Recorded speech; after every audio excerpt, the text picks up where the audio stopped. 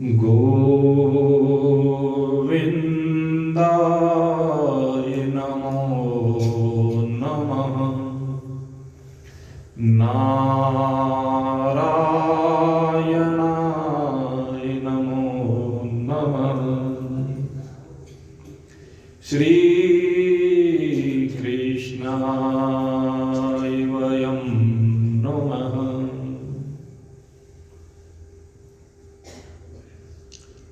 अत्यंत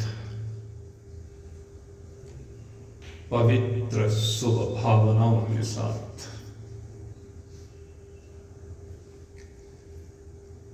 अपने इस श्रेष्ठतम मानव तन को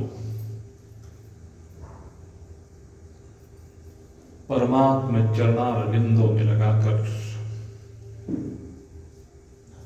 अपने स्वरूप की ओर यात्रा करने के इच्छुक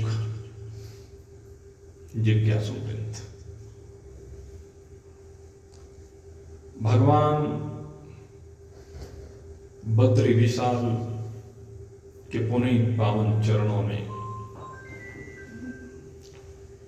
आप सभी अत्यंत श्रद्धा के साथ विराजमान हुए हैं। और मेरे मित्रों,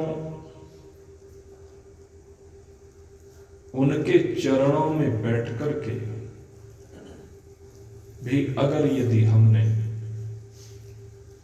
अपनी वास्तविकता को नहीं जाना तो फिर इस जीवन के मिलने का कोई औचित्य नहीं है।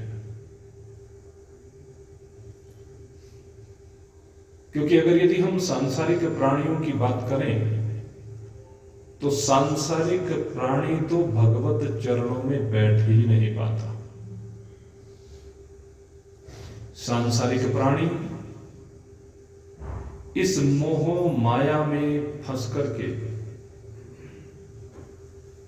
अपने आप को इतना विवश समझ लेता है, जान लेता है कि वो चक्रव्यूह से बाहर निकल ही नहीं पाता। संसार की इस माया से बाहर निकल करके कोई बिरला होता है जो भगवान के चरणों में बैठता है। और जब आप भगवान के चरणों में आकर के बैठ गए तो भगवान के चरणों में आकर बैठने पर हम करें क्या?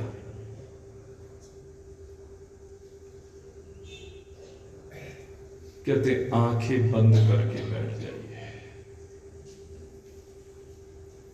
कि आंखें तो खुलनी चाहिए, भगवान के दर्शन करें।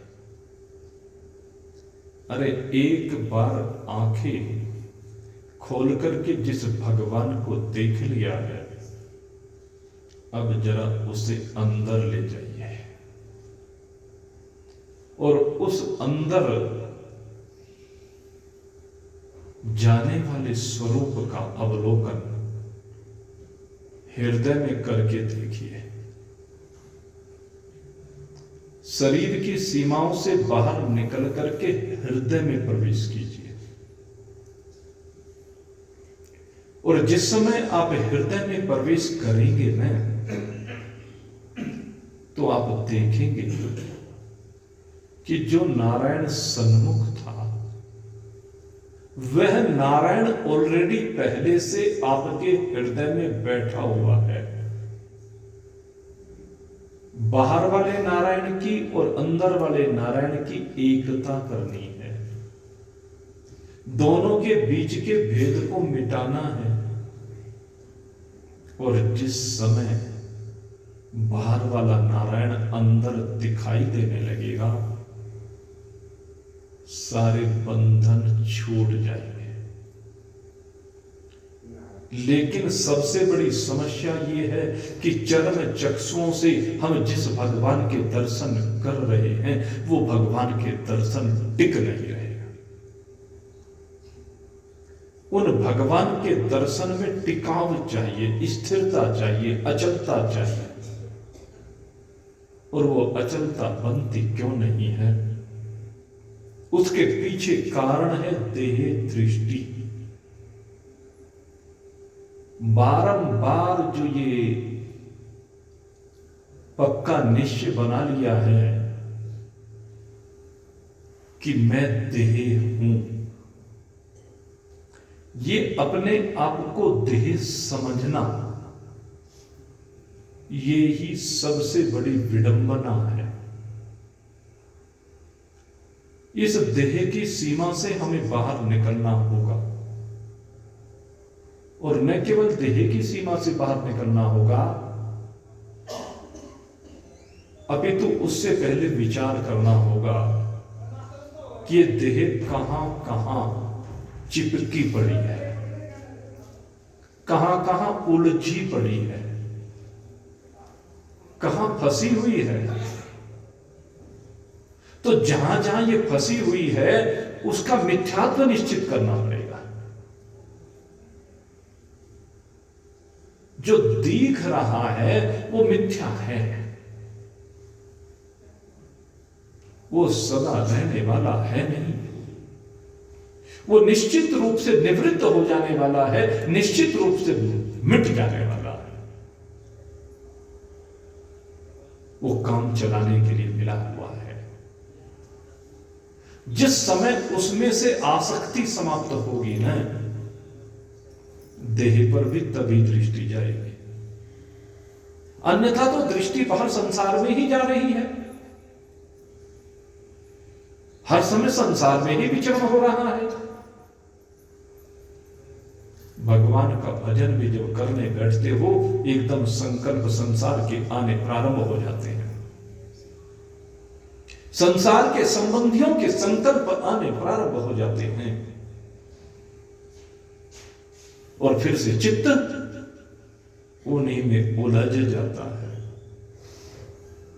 जो अपने से बिल्कुल विलग है।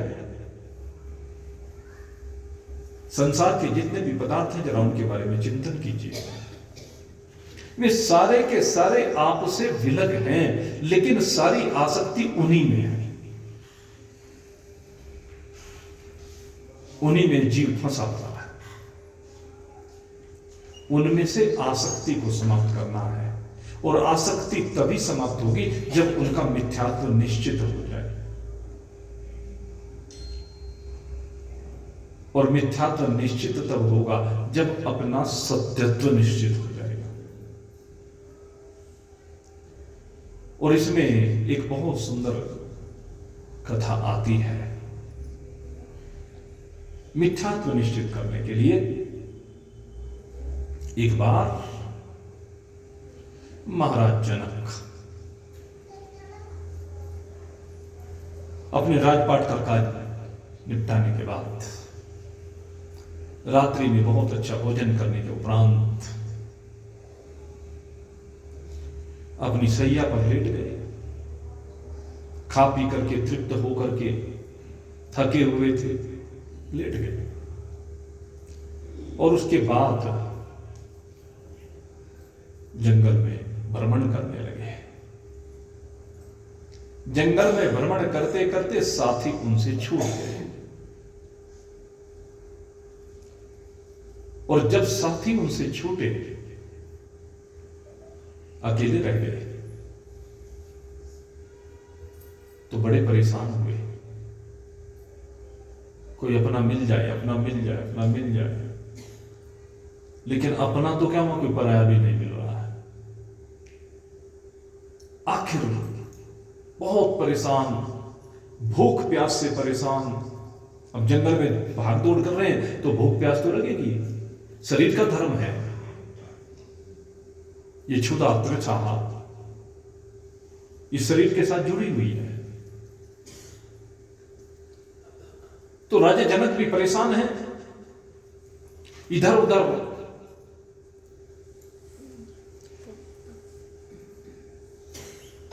देख रहे हैं, बहुत ढूंढा, लेकिन सारे दिन भटकते रहे, कुछ नहीं मिला। शाम का समय हुआ, जंगल से बड़ी भयंकर आवाजें आने लगी जंगली पशुओं की। कभी भेड़ियों की आवाज आती है, कभी चीते गुर्राते हैं, कभी सिंह दहाड़ते हैं, कभी हाथियों की चिंगाड़ सुनने को मिलती है। बड़े भयभीत हो गए और भयभीत होने के बाद उन्होंने सोचा भाई किस तरह जान बचानी चाहिए, अब तो कोई ये मुझे छोड़ेंगे नहीं शेर चीते। तो सामने एक वृक्ष को देखा और उस वृक्ष पर चढ़ गए जैसे तैसे करके महाराज जनक, और सबसे ऊपर की शाखा पर जिसे कोई देख ना ले, छिप गए पत्तों में। सारी रात राम राम करते व्यतीत हो गई। सुबह का उजाला हुआ, जान में जान आई, प्रकाश होने लगा। और जब वो प्रकाश होने लगा तो फिर नीचे उतरे, नीचे उतर करके फिर से कि देखो कहीं रास्ता मिल जाए। तो सामने एक पहाड़ की चोटी दिखाई दी, उस पर एक मंदिर दिखाई दिया। एक आशा जगी कि कुछ शायद भोजन पानी का इंतजाम हो जाए, जो मंदिर है। उस ओर बढ़े और उस ओर बढ़ने पर जाकर निकट में क्या देखा कि उस पहाड़ के ऊपर भिखारियों की लाइन लगी हुई है। ऊपर से एक परोपकारी सेठ वो सब भिखारियों को दो दो रोटी और उनके ऊपर सब्जी रख करके देता जा रहा है। महाराज जनक भूख से व्याकुल थे, इसलिए वहां भिखारियों की लाइन में आकर बैठ गए। अब सेठ जी तो नंबर बाय नंबर सबको देते जा रहे थे।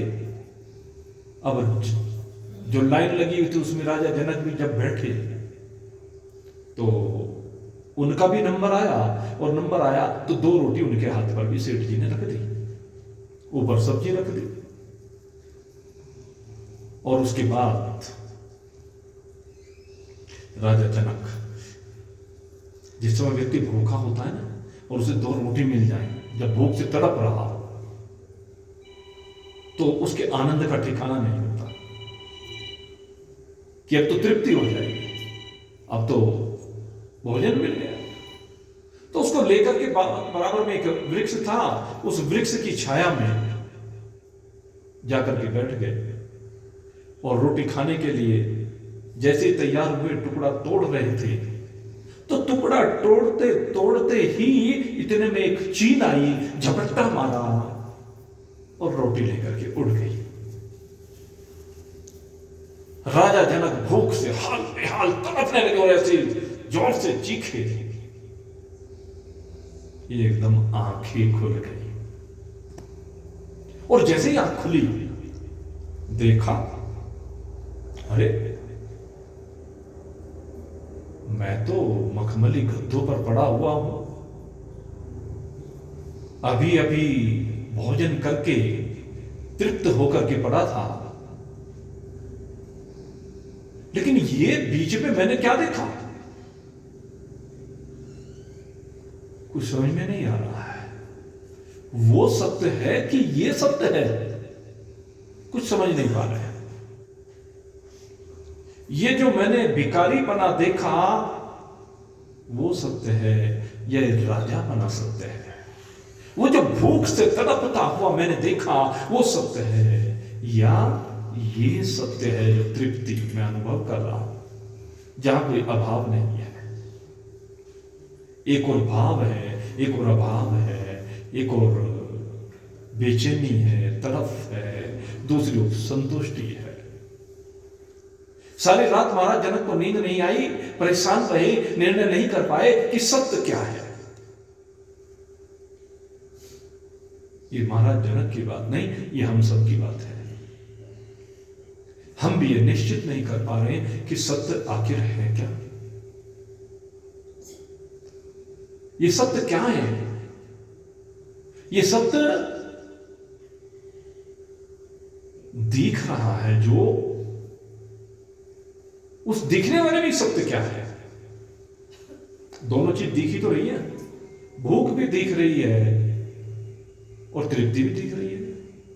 राजा बना भी दिख रहा है, भिखारी बना भी दिख रहा है,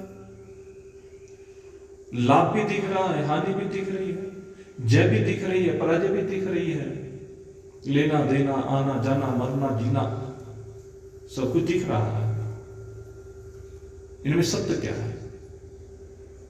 बहुत विचार किया लेकिन कुछ समझ नहीं पाए, गुत्थी और उलझती चली गई। और मेरे मित्रों, जब जीवन में गुत्थियां न सुलझे, उलझन इतनी हो कि किसी भी प्रकार से समाधान ना निकले, तो तब क्या करना चाहिए? वो करना चाहिए जो महाराज जनक ने किया। महाराज जनक ने ज्ञानियों की सभा बुलाई, विद्वानों की सभा बुलाई, और उस विद्वानों की सभा में अपने मन के भाव को रखा।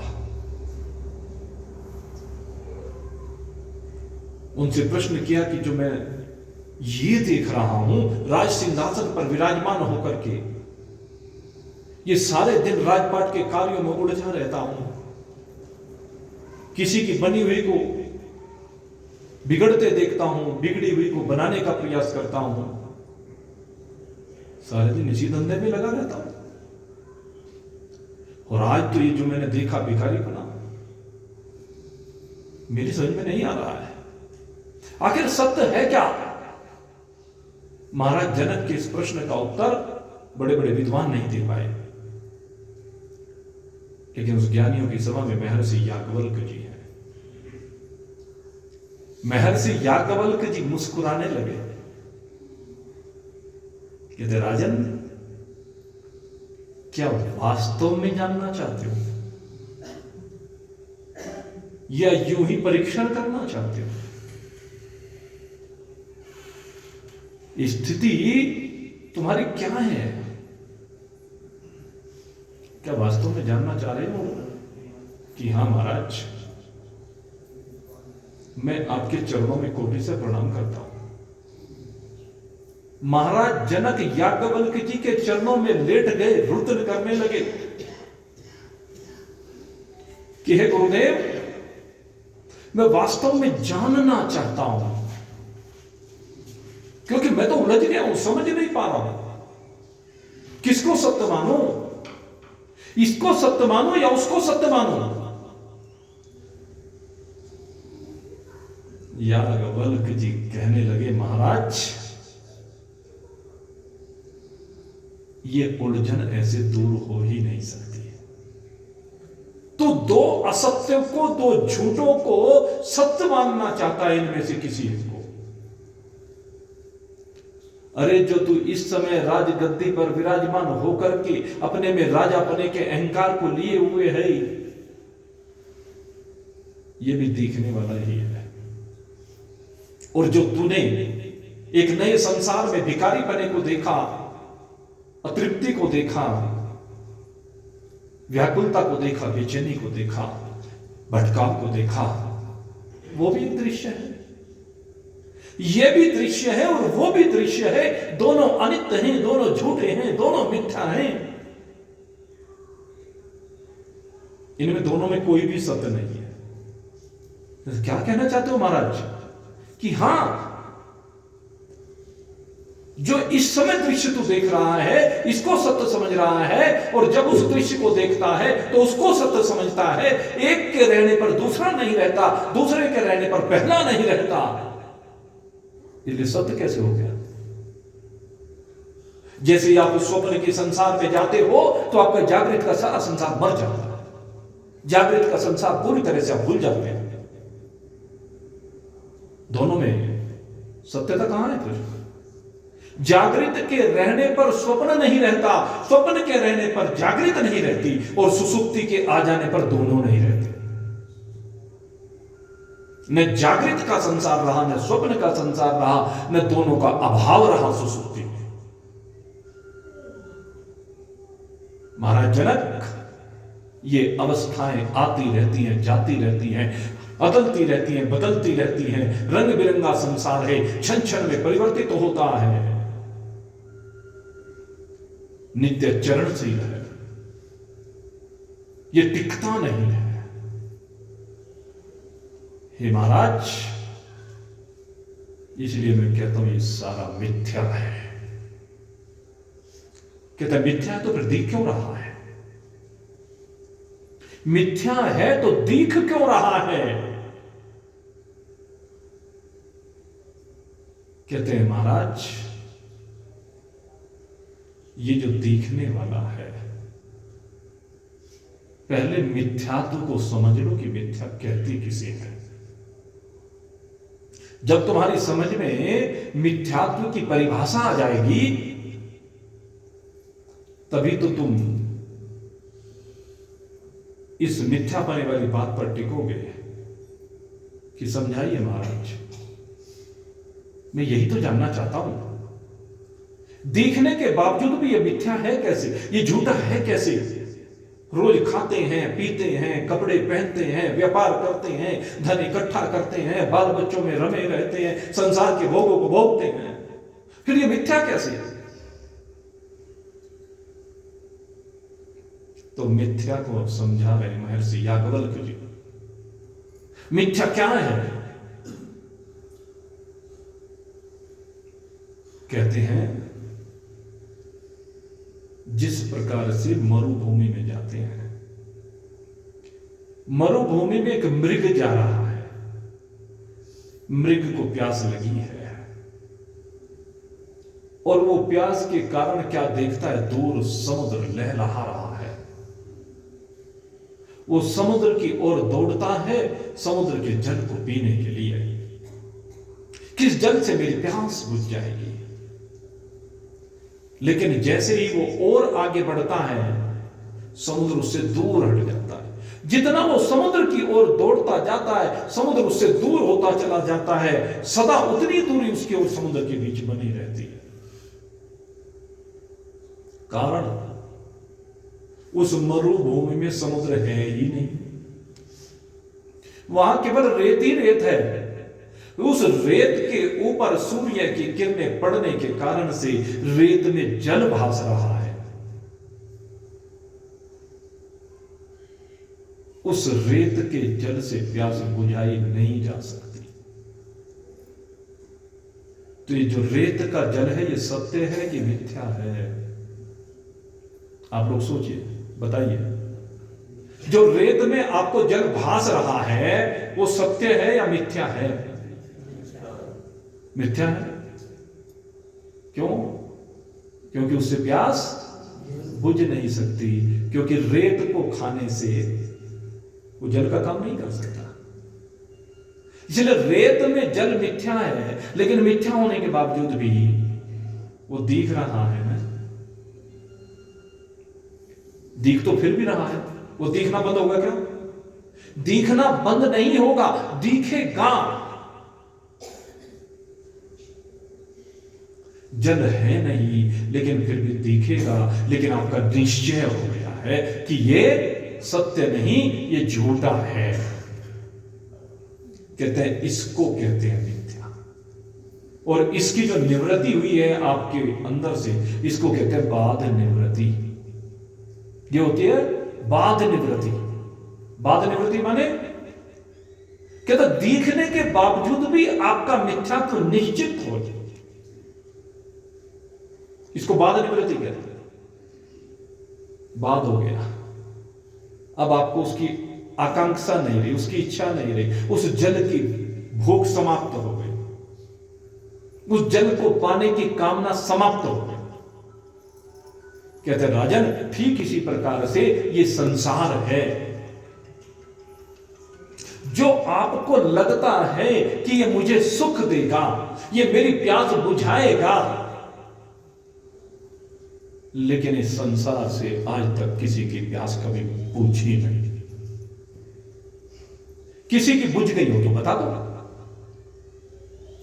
अब जितने भी लोग यहां पर बैठे हैं, घरवाले को पाकर के प्यास बुझी क्या आज तक? विचार करके देखो। पति और पत्नी एक दूसरे की प्यास को बुझा पाए क्या? तृप्त कर पाएगा एक दूसरे को? संतान हो गई, बड़ा सुख हुआ, क्या संतान से आपको सुख मिल पाया?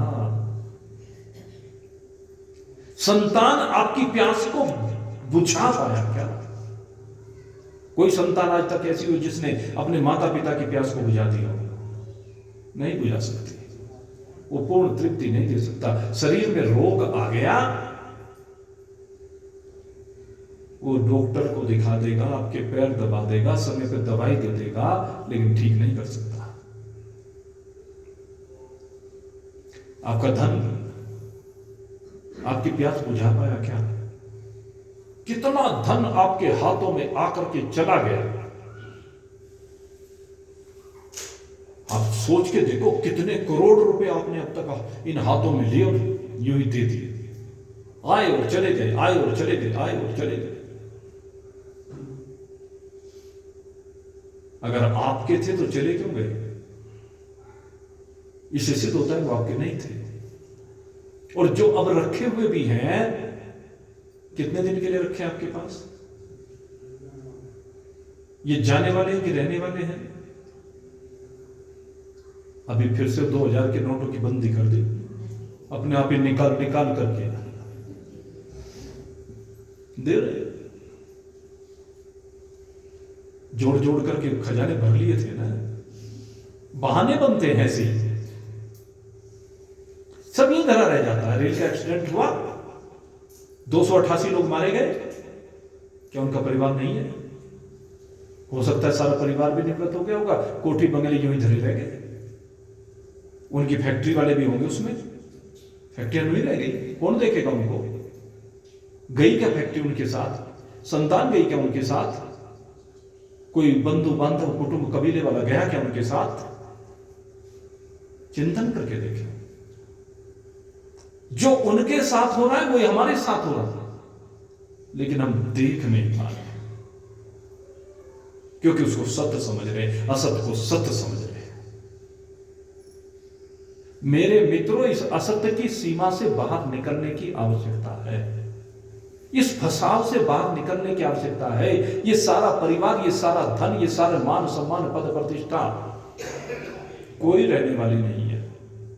काहे इसके पीछे दौड़ रहे हो? अरे जितनी मेहनत इसके पीछे दौड़ने में कर रहे हो, अगर इससे 10% मेहनत भी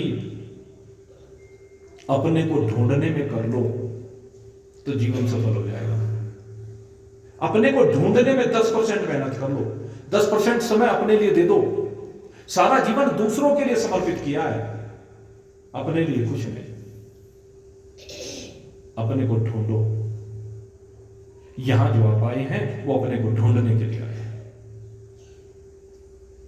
इस जीवन की सफलता इसी में है कि आप अपने को ढूंढे, और जब आप अपने को ढूंढोगे तो अपने को अपने हृदय में ढूंढोगे, और अपने आप को जब अपने हृदय में ढूंढोगे तो पाओगे कि जिस बद्रीनारायण की शरण में तुम बैठे हुए हो वो बद्रीनारायण ही तुम हो। तुम उससे विलग नहीं हो। शिवो हम ब्रह्मास्मि, यही वो ज्ञान की पराकाष्ठा। इसलिए इस जीवन में से मिथ्यात्व को बाहर निकालिए और सफल बनाइए इस जीवन को। बना लीजिए जीवन अपना सफल बना ले। कैसे? जीवन अपना सफल बना ले, कर ले आत्मज्ञान। जीवन अपना सफल बना ले, कर ले आत्मज्ञान। क्यों कर ले आत्मज्ञान? क्यों प्राप्त करें? क्योंकि थोड़े दिन में आने वाला, थोड़े दिन में आने वाला मौत का है तूफान। थोड़े दिन में आने वाला मौत का है तूफान। देख तनिक तो दृष्टि घुमा कर। कहां दृष्टि घुमाए? जहां मैं भी घुमा रहा था आपकी दृष्टि। जरा दृष्टि को घुमाइए और देखिए उसको। देख तनिक तो दृष्टि घुमाकर, कहाँ गया तेरा बचपन, तेरी जवानी छीन हो रही, आने वाला वृद्धापन। देख तनिक तो दृष्टि घुमाकर, कहाँ गया तेरा बचपन, तेरी जवानी छीन हो रही, आने वाला वृद्धापन, आने वाला वृद्धापन। आ गया, कुछ का आ गया और कुछ डी पे खड़े हुए हैं। जैसे 60 क्रॉस होता है ना, इट मीन बुढ़ापा आ गया, और जो 60 से कुछ पहले हैं बस डी सामने है भाई, ये बुढ़ापा। अब बुढ़ापा आ गया तो उसके बाद क्या होगा, असमर्थता होगी, इंद्रियों में शिथिलता आ जाएगी, अनुभव करने लगे होंगे, काम होता नहीं, यहां 100 कदम चलने में सांस फूल रहा है, बुरा हाल है। लेकिन मेरे मित्र, ये बुढ़ापा आ रहा है, अब बुढ़ापे के बाद क्या आएगा वो देख ले। ऐसा कोई है जिसको मालूम नहीं है क्या आएगा? सबको पता है बुढ़ापे के बाद मौत आनी है, या किसी को भ्रम है इसमें?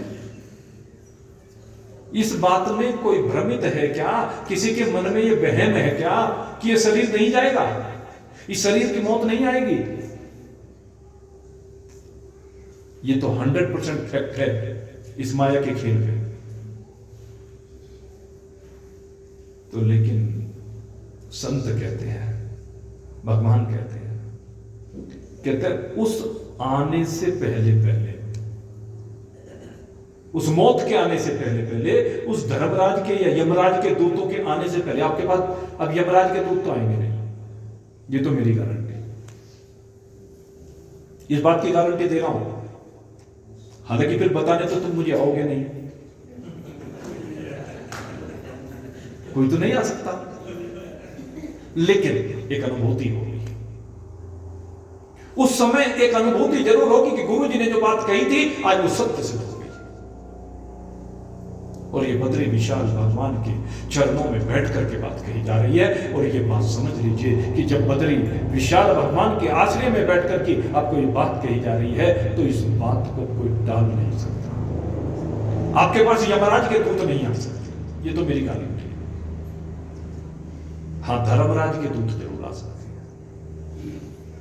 क्योंकि धर्मराज के दूत जो धार्मिक लोग होते हैं, जो शुभ कर्म करने वाले होते हैं, जो सन्मार्ग पर चलने वाले होते हैं, जो परोपकारी लोग होते हैं, जो भगवान के भक्त होते हैं, उनके पास धर्मराज के दूत आते हैं। और धर्मराज के दूत यहां से उस जीव को लेकर के स्वर्ग की ओर प्रस्थान करते हैं। स्वर्ग वह लोग जहां पर जो सुख सुविधाएं आप चाहते हैं वो सब मिल जाती है। धार्मिक लोगों को, परोपकारी लोगों को वो चीजें मिल जाती हैं। लेकिन मैं कहता हूं उससे भी आगे उठना है, वो भी समाधान नहीं है, क्योंकि छिने पुण्य मृत्यु के विशक्ति, वहां जितना धर्म पुण्य शुभ कर्म आपने कर रखा है, परोपकार कर रखा है, उसका फल भोगेंगे और फल भोगने के बाद फिर से लौट करके यहीं आना पड़ेगा, फिर से यात्रा शुरू हो जाएगी। तो क्या फायदा होगा? काम तो बना नहीं, अनित्य से तो पिंड छूटा नहीं, मिथ्या से तो पिंड छूटा नहीं। मिथ्या से पिंड इस तरह से छूट नहीं सकता। मिथ्या से पिंड तभी छूटेगा जब आपको अपने स्वरूप का बोध हो जाएगा। इसलिए इस यात्रा पर जाने से पहले पहले, क्योंकि यात्रा का पर्यवसान निकट है, अब ये यात्रा पूरी होने को है, सबके टिकट कट चुके हैं रेलगाड़ी के, क्योंकि सबके टिकट कटे हुए हैं, बस स्टेशन आने की देरी है।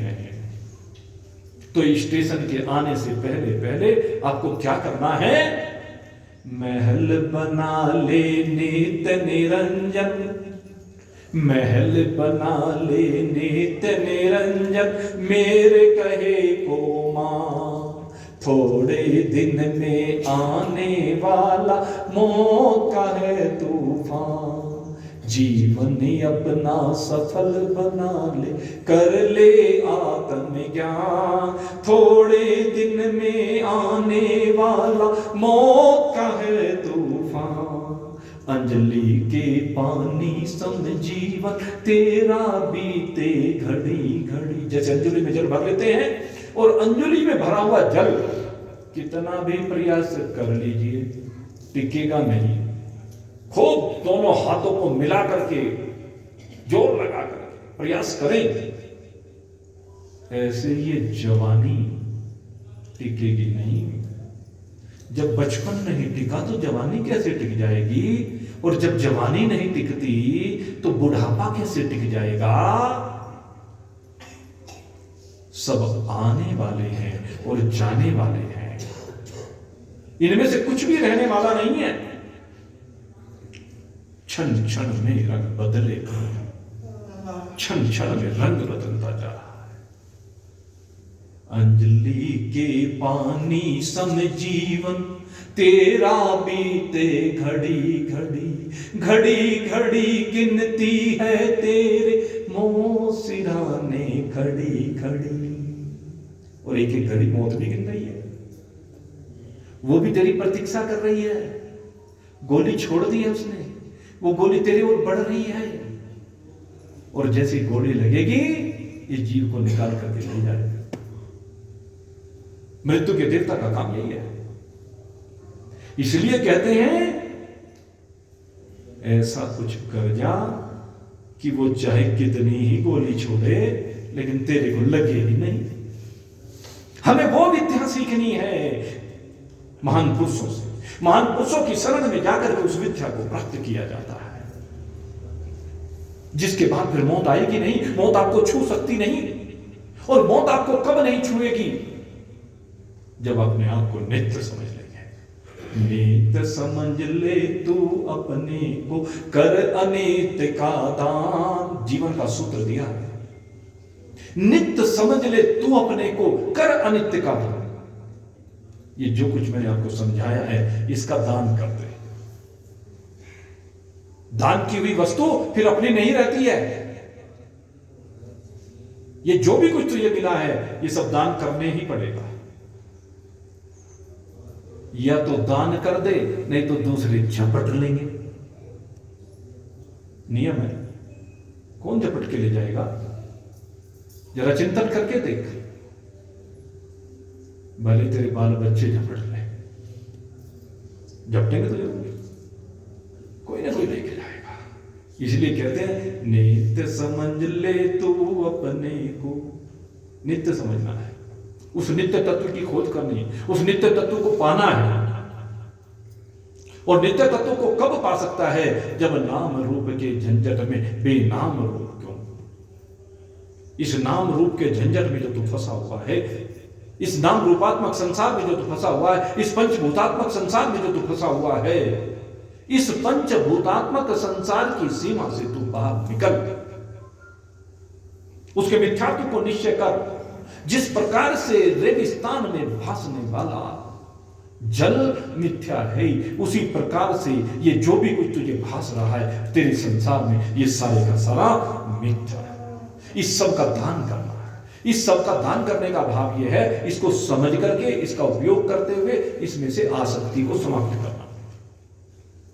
इसमें आपकी आसक्ति ना रहे, यही जीवन है।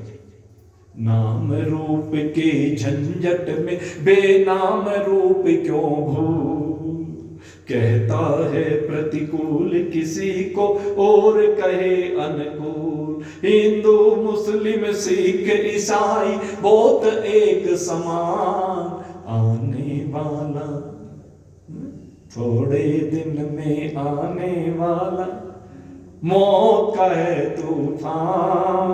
जीवन अपना सफल बना ले, कर ले आत्मज्ञान। पुत्र कलत्र अत्र नहीं ठहरे माया का यह खेल, पुत्र कलत्र अत्र नहीं ठहरे माया का यह खेल। झूठे धन के कारण जब, झूठे धन के कारण जब आपत्ति रहा क्यों झेल। झूठा जो रहने वाला नहीं है, उसके कारण से जग की आपत्ति झेलता जा रहा है, रोज कष्ट पा रहा है। और सच्चे धन को समझ ले तो वास्तविक सुख आ जाएगा। कौन सा है सच्चा धन जिससे सुख मिलता है, सच्चा सुख मिलता है? सच्चा सुख तो आप स्वयं है। कहीं दूर जाने की आवश्यकता नहीं है, कहीं और ढूंढने की आवश्यकता नहीं है, अपने में ढूंढना पड़ेगा। लेकिन ये ऊपर की आवरण को हटाना पड़ेगा। जो जो आवरण तूने ओढ़ रखे हैं, जो जो चादर तूने लपेट रखी हैं, उन चादरों को तेरे को हटाना पड़ेगा। जब तक वे चादरें नहीं हटाएगा ना, तब तक तो अपने को देख नहीं पाएगा। इस देह की सीमा से बाहर निकलना होगा। हे महाराज जनक, तो अपने को देह मान रहा है। अरे देह तो एक चोला मिला है। जैसे इस शरीर को ढकने के लिए वस्त्र होते हैं, उसी प्रकार से इस जीव ने यह देह का चोला ओढ़ रखा है, पहन रखा है। देह एक चोला है, एक वस्त्र है। भगवान श्री कृष्ण गीता में इसी बात को कहते हैं, वासांसि जीर्णानि यथा विहाय नवानि गृणाति नरोपराणि तथा शरीराणि विहाय जीर्णान्यानि संयाति नवानि देहि। कहने लेकिन चोलों को न जाने तूने कितनी बार बदला है। एक पुराने चोले को छोड़ता, दूसरा नया मिल जाता, वो फिर पुराना हो जाता, फिर नया मिल जाता। रोज यही तो करते हो जीवन में। जिस प्रकार से न जाने कितने वस्त्र बचपन में पहने, कितने जवानी में पहने, कितने बुढ़ापे में पहन रहे हो, कितने बदल दिए। जैसे पुराने हो जाते हैं फेंक देते हो, पुराने हो जाते हैं फेंक देते हो। ऐसे ही शरीर है, जैसे जैसे शरीर पुराना होता चले जाता, फेंकते चले जाते हो, दूसरे शरीर में चले जाते हो। जैसे यहां तरह तरह के वस्त्र आपने पहने, कभी किसी रंग का, कभी किसी रंग का, कभी किसी रंग का, ऐसे भगवान ने वस्त्र पहना दिए। कभी कुत्ते का, कभी बिल्ली का, कभी भालू का, कभी शेर का, कभी चीते का, डिफरेंट टाइप के आपके यूनिफॉर्म है। कभी कोई सी यूनिफॉर्म पहनने को मिलती है, कभी कोई सी यूनिफॉर्म पहनने को मिलती है। यहां भी तो यही कर रहे हो, वहां भी वही होता है। कभी पशु की यूनिफॉर्म पहनने को मिली, कभी पक्षी की, कभी कीट की, कभी पतंग की, कभी देवताओं की, कभी मनुष्यों की, कभी प्रजापतियों तक की यूनिफॉर्म पहनने को मिलने लगी। लेकिन वो सारी की सारी यूनिफॉर्म एक दिन पुरानी हो जाती है और पुराने होने पर छोड़ दी जाती है। इसलिए सब झूठा, मिथ्या। इसमें क्यों चिपके पड़े हो? सच्चे सुख को जानो। सच्चा सुख तो आप स्वयं है, सच्चा सुख तो आप स्वयं है, कर झूठा बलिदान। थोड़े दिन में आने वाला मौत का है तूफान। जीवन अपना सफल बना ले, कर ले आत्मज्ञान। थोड़े दिन में आने वाला मौत का है तूफान।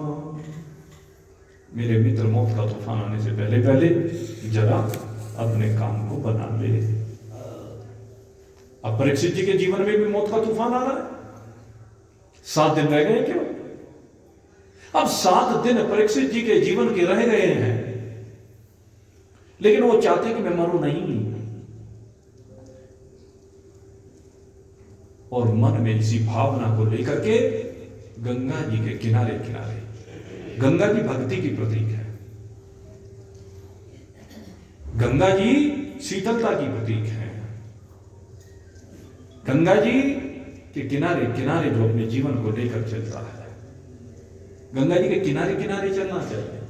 भक्ति के किनारे किनारे चलना चाहिए। जिनको अपने स्वरूप का ज्ञान प्राप्त करना, जिनको मौत से बचना है, उनको भक्ति का सहारा लेकर के आगे बढ़ना चाहिए। वैराग्य से संयुक्त जीवन को जीना चाहिए। और उसके बाद अपने में अजरता, अमरता, अविनाशिता को अगर अनुभव करना है तो सदगुरु की खोज करनी चाहिए।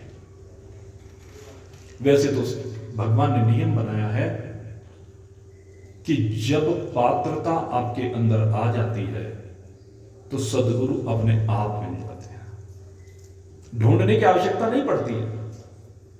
सदगुरु स्वयं आपके जीवन में भगवान भेज देते हैं। और जब जीवन में भगवान सदगुरु को भेज दे तो समझ लीजिए अब मौत से पिंड छूट जाएगा, अब मौत की छुट्टी हो जाएगी। क्यों? क्योंकि सदगुरु ने उस तत्व को प्राप्त कर लिया है जो अजर अमर अविनाशी है, और उसी को वो अपने शिष्यों को प्राप्त करा देते हैं। इसलिए महान पुरुषों को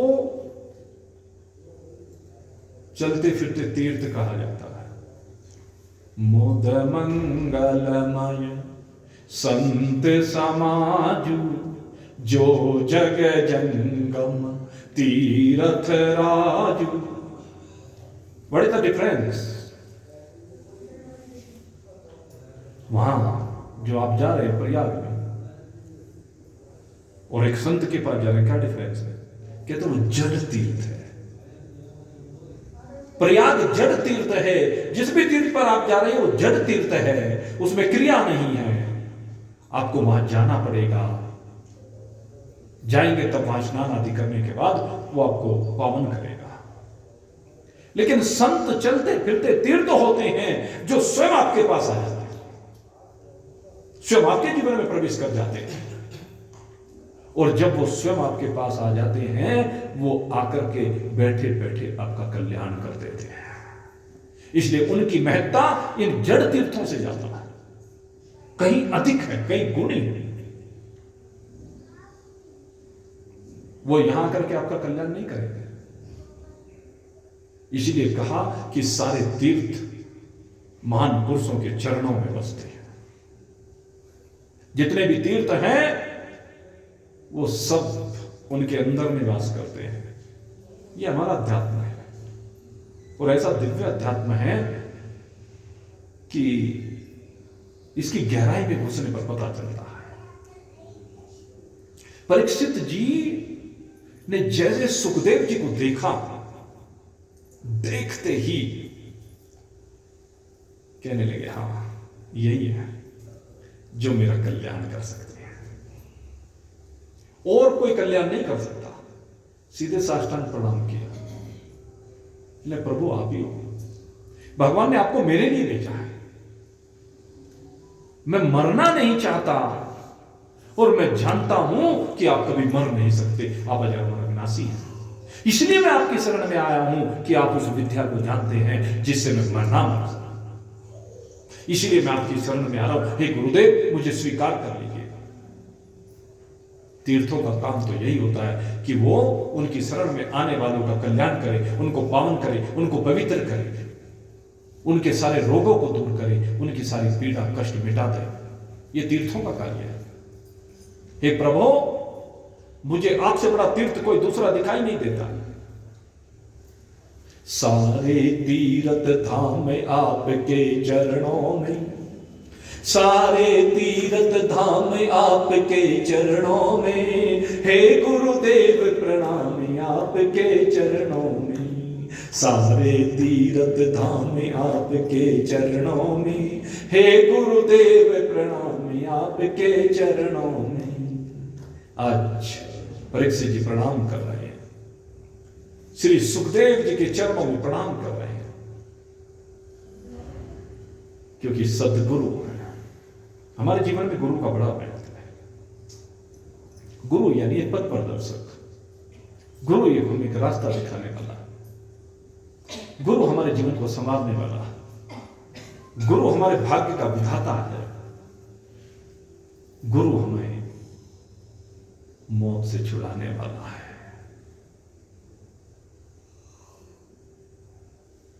गुरु की शरण जाए और गुरु की शरण जाकर के पहले गुरु को प्रसन्न करें। आज शिष्य तो बहुत बने फिरते हैं, लेकिन गुरु की मानने वाले वो कोई कोई बिरला होता है। गुरु की सेवा करने वाला कोई कोई बिरला होता है। गुरु की प्रसन्नता तो सब चाहते हैं, लेकिन गुरु की सेवा कोई करना नहीं चाहता। लेकिन शास्त्र का सिद्धांत है, जो सेवा करता है मेवा उसी को मिलती है। सामान्य कृपा तो सबके ऊपर हो जाती है, लेकिन विशिष्ट कृपा तो उसी के ऊपर होती है जो सेवा करता है, जो गुरु वचनों का सम्मान करता है। गुरु तो बहुत हमारे जीवन में, तो आप देखें, सबसे पहले माता को गुरु कहा गया है। माता भी संवारने का काम करती है, सजाने का काम करती है। बच्चे को शुरू में शिक्षा देने का कार्य माता ही करती है, पिता करते हैं, वो भी गुरु है। माता पिता जो कुटुंबी हैं वो सब गुरु हैं, क्योंकि वो आगंतुक जीव के पथ प्रदर्शक हैं। उनको खाने की विधि बताते हैं, उनको रहने की विधि बताते हैं, उनको चलने फिरने की विधि बताते हैं, और उसके बाद शिक्षक आते हैं।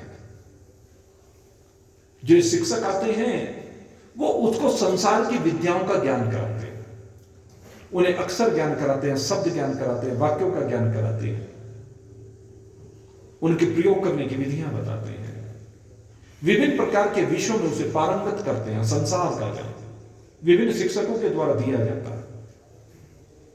ये सब भी गुरु कहे जाते हैं, लेकिन ये सब सूचक गुरु हैं। इनको कहते हैं सूचक गुरु, प्रतीकात्मक गुरु, क्योंकि जिससे भी कुछ सीखने को मिल जाए वही गुरु ये कहा जाता है।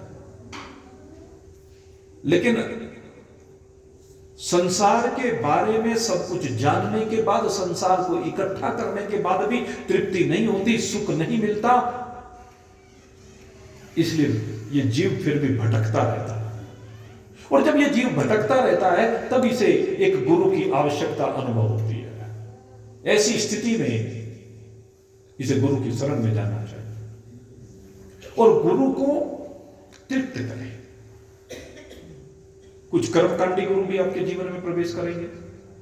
जो कर्मकांडी गुरु होते हैं वो आपसे विभिन्न प्रकार के कर्मकांड कराएंगे। कर्मकांड क्या होता है? कर्मकांड में आपके जीवन को सुखमय बनाने के लिए, आपके जीवन में अनुकूलताएं लाने के लिए और आपके परलोक को संवारने के लिए, आपको स्वर्ग आदि लोकों की प्राप्ति कराने के लिए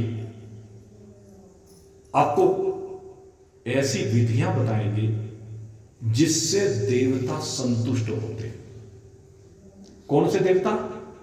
कोई आपको वस्त्र देने वाला है, कोई आपको धन देने वाला है, कोई आपको संतान देने वाला है, कोई आपको सम्मान देने वाला है। हमारे यहां 33 करोड़ देवता हैं, 33 कोटि के देवता गए। वैसे तो कहा जाता है देवता 33 है। मैं आपको बताऊं, देवताओं की कुल संख्या 33 है। कौन कौन से होते हैं? सबसे पहले आदित्य, जो अदिति के पुत्र हैं, वो कितने हैं? 12। 12 आदित्य होते हैं जो अदिति के पुत्र हैं, सूर्य आदि। इसके बाद 8 वसु हैं, देव आदि।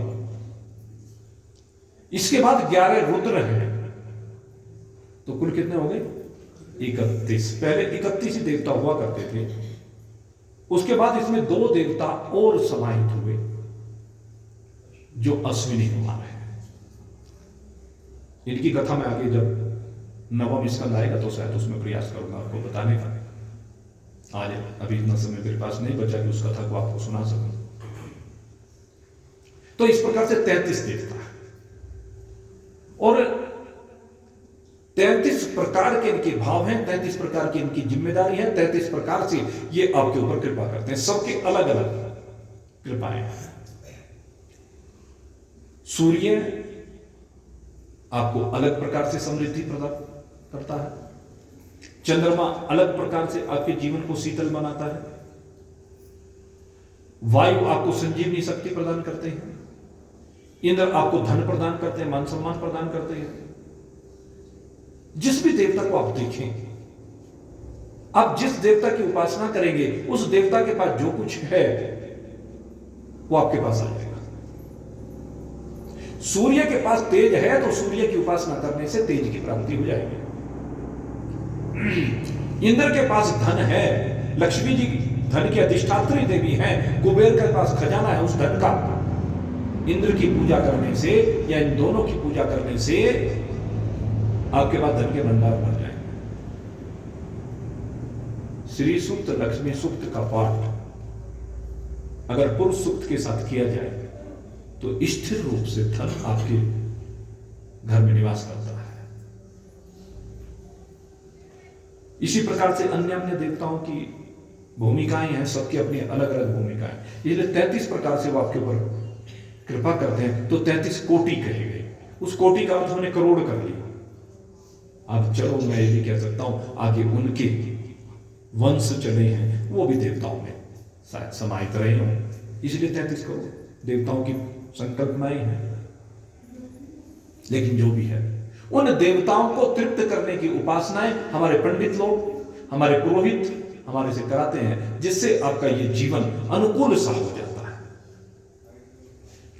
और परलोक भी आपका समझ जाता है, वहां भी अनुकूलता मिलती है। यही लोक भी और परलोक भी, विभिन्न प्रकार के जितने भी प्रकार के आप परोपकार के कार्य करते हैं, उनसे आपका यह लोक और परलोक समझता चला जाता है। यह ठीक उसी प्रकार से है जैसे एक किसान भूमि में बीज बोता है और बीज के बोने के बाद जितना बीज बोता है उससे सैकड़ों गुना फसल मिलती है। तो परोपकार यही है, कर्मकांड यही है। कर्मकांड आपको इस सीमा तक ले जा सकता है, इससे आगे कर्मकांड की गति नहीं है। कर्मकांडी व्यक्ति मुक्त नहीं हो सकता, मृत्यु से छुट्टी नहीं पा सकता। इन पंडितों में, इन पुरोहितों में इतनी शक्ति सामर्थ्य नहीं है कि कर्मकांड के माध्यम से आपको मृत्यु से छुटा सके। ये भी गुरु है, क्योंकि आपके जीवन को सजाते हैं, संवारते हैं, सम्माननीय है, पूजनीय है, वंदनीय है। लेकिन सबकी सीमा है ना, तो इनकी भी सीमा है। इस कर्मकांड के माध्यम से वो आपको इस जीवन को सजाने संवारने का काम करते हैं। इसके बाद इनसे ऊपर के गुरु आते हैं जो आपको भगवान की भक्ति में लगाते हैं, जो आपके जीवन में स्थिरता लाते हैं, जो आपको भोगों से हटाते हैं, जो आपके जीवन के विक्षेप को समाप्त कराते हैं। उसमें नवदा भक्ति का वर्णन आता है, जो 9 प्रकार की भक्ति है। उस 9 प्रकार की भक्ति के माध्यम से आपके जीवन में स्थिरता लाते हैं, आपके जीवन के विक्षेप को समाप्त करते हैं। तो भक्ति आपके जीवन को शांति प्रदान करती है। भक्ति में आपके जो इष्ट देव होते हैं उनसे आपका संपर्क होता है, उनसे आपका संबंध बनता है, उनकी कृपा मिलती है और ऐसे भक्त की गति भगवान के लोक तक होती है। लेकिन इसके बाद खोज होती है। अभी अपने से अलग भगवान की खोज की है हमने। अभी भगवान के साथ एक रूपता नहीं हो पाती है। उसके साथ एक रूपता करने के लिए, मृत्यु से छुड़ने के लिए अब वास्तविक सद्गुरु की आवश्यकता होती है और इन्हीं की महिमा का गायन किया जाता है। ये श्रीमद् भागवत परमहंसों की संहिता है। ये वही परमहंस है जिनके संपर्क में जिज्ञासु आए हैं, और जिज्ञासु जब इनके संपर्क में आए हैं तो जिज्ञासु भी परमहंस बन गए। वो भी परमहंस की पदवी को प्राप्त हो गए जो इनके संपर्क में आ जाता है, क्योंकि सारे तीर्थ, सारे देव सब इनके अंदर निवास करते हैं। उन्हीं की महिमा में गा रहा था परीक्षित जी। सुखदेव जी में उन्हीं को देख रहे हैं जो 7 दिन में उनको मुक्त कराते हैं। परीक्षित जी उनको देख रहे हैं, उनकी उपासना कर रहे हैं, उनकी महिमा का गायन कर रहे हैं। यही है परंपरा। गुरु की महिमा का गान किया जाए, गुरु की भरपूर सेवा की जाए। गुरु के चरण कमलों की सेवा जो करता है उसे अभयदान मिल जाता है, और अभयदान से बढ़कर के कोई दूसरा दान नहीं हो सकता है। अगर आपको मृत्यु से अभय प्राप्त हो जाए तो इससे बड़ी कोई बात हो ही नहीं सकती। अजरता, अमरता, अविनाशिता, यह आपका स्वरूप है। इसी की उपलब्धि सदगुरु आपको कराते हैं। ऐसे गुरु की महिमा परीक्षित जी गा रहे हैं। ऐसे गुरु की शरण में परीक्षित जी आए हैं, आज अपना सब कुछ गुरुदेव को समर्पित कर रहे हैं। सुखदेव जी ऐसे ही गुरु हैं। सुखदेव जी क्या दिव्य स्वरूप है। सुखदेव जी वस्त्र नहीं पहनते हैं। किसी ने पूछ लिया क्यों नहीं पहनते हो? कहते मुझे आवश्यकता नहीं है। क्यों आवश्यकता नहीं है? कहते शरीर ही वस्त्र है, मैंने जान लिया है। जिसने शरीर को वस्त्र रूप से अनुभूत कर लिया वो सुखदेव जी। ये स्थूल शरीर, ये सूक्ष्म शरीर, ये कारण शरीर, तीन शरीर है। पहला शरीर स्थूल शरीर है। कहते स्थूल शरीर है क्या? कहते पंचभूतात्मक, 5 भूतों के चंदे की चौपाल है। शीति जल पावक गगन समीरा, पंच रचित ये अधम शरीर। ये शरीर है क्या? केवल 5 भूत मात्र है। आकाश, वायु, अग्नि, जल और पृथ्वी। इसमें 1 रुपया भूमि का लगा है, 2 रुपए जल के लगे हैं, 3 रुपए इसमें अग्नि के लगे हैं, 4 रुपए वायु के लगे और 5 रुपए आकाश के लगे हैं। इस प्रकार से इस शरीर का निर्माण हुआ है। अलग अलग पंचीकरण होकर के। पहले तो सूक्ष्म रूप में होते हैं, फिर सूक्ष्म से स्थूल होते हैं, पंचीकरण होता है, तब जाकर के ये संरचना होती है। अलग अलग उस शोभा को प्राप्त नहीं होते हैं, लेकिन मिलकर के इनकी दिव्यता प्रकट हो जाती है इन शरीरों के रूप में। सुखदेव जी कहते हैं कि शरीरों के रूप में जो दिव्यता प्रकट हुई है, मैंने जान लिया है ये तो केवल भूतों का खेल हो रहा है। ये तो भूत अपना नृत्य दिखाई रहे हैं, नाच रहे हैं भूत। इनके नाचने को मैं देखता हूं और ये अनुभव करता हूं कि मैं अलग। याज्ञवल्क्य जी ने जनक जी को भी यही समझाया, जनक ये जागृत का स्वप्न भी स्वप्न है, स्वप्न का स्वप्न भी स्वप्न है, और सुसुप्ति भी एक स्वप्न है।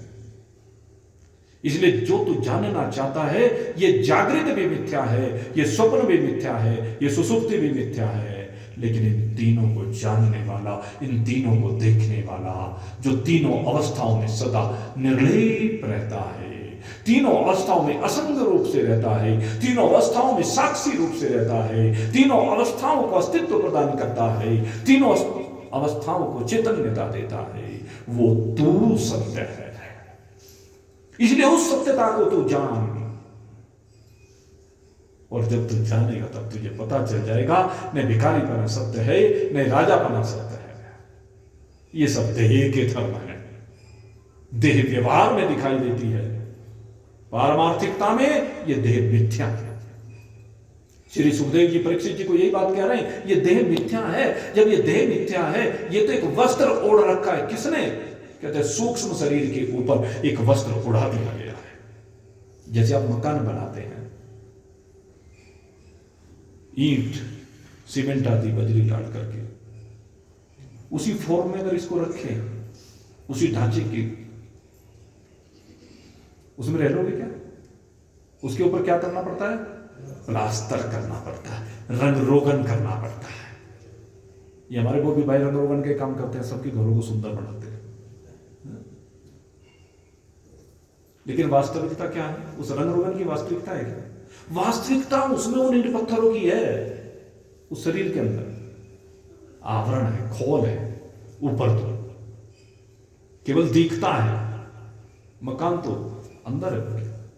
उसी प्रकार से ऊपर जो चमड़ी चढ़ा रखी है ना, ऊपर की चमड़ी, ये तो रंग रोगन है भाई, और अंदर ये अस्थियां हैं, मेद है, मज्जा है, मांस है, जो सप्त धातुएं हैं, ये सब क्या है? उन ईंटों के, सीमेंट के, बजरी के, उनके समान है। कहते लेकिन ये तो सारा का सारा जड़ है, सारे का सारा जड़। लेकिन ये जड़ भी चैतन्य दिखाई देता है, और इस जड़ में ये चैतन्यता कहां से आ रही है? कहते हैं चैतन्यता ऐसा लगता है कि शायद मन इस शरीर को चला रहा है। जब भी किसी से पूछे, कहते भाई तो सारी भूमिका मन की है, मन इस शरीर को कहीं लेकर के जाता है। मन जब आंख में आकर विराजमान होता है तो ये रूप को दर्शाता है। संसार के सारे रूपों को मन दिखाता है, संसार के सारे शब्दों को कानों के माध्यम से मन सुनाता है, संसार की वस्तुओं का स्पर्श वायु के माध्यम से, त्वचा के माध्यम से ये मन ही कराता है। संसार के सारे भोग्य पदार्थों में जो रस प्रदान करता है, कहते मन ही रसना के माध्यम से रस को लेता है। नासिका के माध्यम से विभिन्न गंधों को ग्रहण करता है। ये वो सूक्ष्म तत्व है जो इस शरीर को चला रहा है। मन है, बुद्धि है, चित्त है, अहंकार है, संकल्प विकल्पात्मक वृत्ति मन है, निश्चयात्मिका वृत्ति। जब अनेक प्रकार के संकल्प विकल्पों का रूप लेकर के सामने आते हैं तो उन विकल्पों को एक निश्चय प्रदान करने का कार्य बुद्धि करती है। और जब बुद्धि निश्चय करती है तो चित्त फिर से उसके ऊपर चिंतन करता है कि सही क्या है और गलत क्या है, और सही गलत का निर्णय चित्त कर देता है। लेकिन चित्त के निर्णय पर आकर के फिर मोहर लगाता अहंकार कि मेरा भला किसमें है। यह अहंकारात्मक वृत्ति। तो ये जो अहंकारात्मक वृत्ति है ये फिर सब गड़बड़ करता है। ये अंतःकरण का सारा खेल, ये हेरा फेरी का खेल, धर्म का खेल, अधर्म का खेल, पाप का खेल, पुण्य का खेल, ये सारे का सारा इस अंतःकरण के माध्यम से इस शरीर से कराता है। इसको सूक्ष्म शरीर कहते हैं, जिसमें 19 तत्व होते हैं। चारों तो ये अंतःकरण के तत्व है, मन बुद्धि चित्त अहंकार, 5 ज्ञानेंद्रिय, 5 कर्मेंद्रिय और 5 प्राण। अधिकांश क्रियाओं की हेतु ये प्राणों की महिमा है भाई। श्वास पर श्वास और खाने पीने की क्रिया प्राण से होती है, पचाने की क्रिया अपान से होती है, वितरण की क्रिया समान से होती है, नस नाड़ियों में रक्त के प्रवाहन की क्रिया व्यान से होती है, उठना बैठना चलना फिरना हिचकी चीख जमाई, और अंत काल में इस शरीर से जीव को निकालने की क्रिया उदान नाम का प्राण करता है। ये सारी प्राणों की क्रियाएं हैं। इस शरीर के अंदर जो शक्ति अनुभव होती है वो प्राणों से होती है। प्राणी इसको शक्ति देते हैं, प्राणी इसके अंदर क्रिया लाते हैं। आप देख लीजिए, जिस समय आप उस श्वास को अंदर लेकर जाते हैं तो आपको एक संजीवनी शक्ति अपने शरीर के अंदर अनुभूत होती है, और जिस समय छोड़ते हैं तो लगता है कि शक्ति बाहर जा रही है, और एक दिन ऐसी जाती है। छोड़ा हुआ श्वास जिस दिन पुनः अंदर नहीं आता है उस दिन जयराम जी की हो जाती है। प्राणवायु अंदर जा रही है तो आप जीवन मानते हैं, और प्राणवायु बाहर चली गई तो मृत्यु मानते हैं। यही प्राणों का खेल है। लेकिन मेरे मित्रों, सुखदेव जी कहते हैं कि यह भी एक खेल है, यह भी कुछ नहीं करता, यह मन भी जड़ है। क्या खेल? और ये सारा खेल मन कर रहा है। मनेव कारण मनुष्य नाम बंध विमोक्षणा। बंधन और मुक्ति का कारण मन है। कहते नहीं, यह अधूरा ज्ञान है। मन भी बंधन और मुक्ति का कारण नहीं है। फिर कहते अविद्या है, अज्ञान है, नासमझी है, भूल है। कहते कैसी भूल है? कहते 3 गुणों के खेल को अपना खेल मानना। ये सारा का सारा खेल 3 गुणों का है। सतोगुण, रजोगुण, तमोगुण का खेल हो रहा है। इसी को प्रकृति कहते हैं। किसी की सात्विक प्रकृति, किसी की राजसी प्रकृति, किसी की तामसी प्रकृति, और उसी के अधीनस्थ होकर के मन उसी प्रकृति के सहारे संसार में विचरण करता है। ये मन इनके द्वारा सक्रिय किया जाता है। लेकिन ये प्रकृति भी जड़ है। कहने लगे फिर कौन है इससे आगे? उसकी खोज करने की आवश्यकता है। कहने लगे उससे आगे इस प्रकृति में प्रतिबिंब पड़ता है भगवान का, परमात्मा का प्रतिबिंब पड़ता है। उस प्रतिबिंब को कहते हैं चिदाभास, और ये चिदाभास ही जीव है। ये प्रकृति में पड़ने वाला जो प्रतिबिंब है, ये चिदाभास जिसको कहा जाता है, यही जीव है। और ये जीव सर्वव्यापी परमात्मा से संयुक्त होने के कारण, उसकी शक्ति को ग्रहण करने के कारण, सारी शक्ति परमात्मा की ये जीवात्मा ही लेता है। और इसी जीव का आवागमन होता है। ये जीव ही आता और जाता है। कब तक? जब तक ये अपनी वास्तविकता परमात्मा को नहीं समझ पाता है। जिस दिन ये अपनी वास्तविकता परमात्मा को समझ लेता है, उसी समय इस स्थूल देह की चादर को उतार देता है, सूक्ष्म देह की चादर को उतार देता है, और कारण देह जो प्रकृति है इसकी चादर को उतार देता है। अविद्या नष्ट हो जाती है और बिंब और प्रतिबिंब दोनों एक रूप हो जाते हैं। आपको प्रतिबिंब कब दिखाई दे रहा है? जब आपके सामने शीशा लगा हुआ है। शीशे में आप अपना प्रतिबिंब देख रहे हैं, शरीर का प्रतिबिंब देख रहे हैं, लेकिन शीशा टूट जाए तो प्रतिबिंब कहां जाता है? बिंब में लय हो जाता है। प्रतिबिंब न कहीं आता है न कहीं जाता है, लेकिन भासता है केवल। जब तक दर्पण सामने है तब तक भासता रहता है, और जहां भी जाते हो वहीं पर दर्पण मिल जाता है।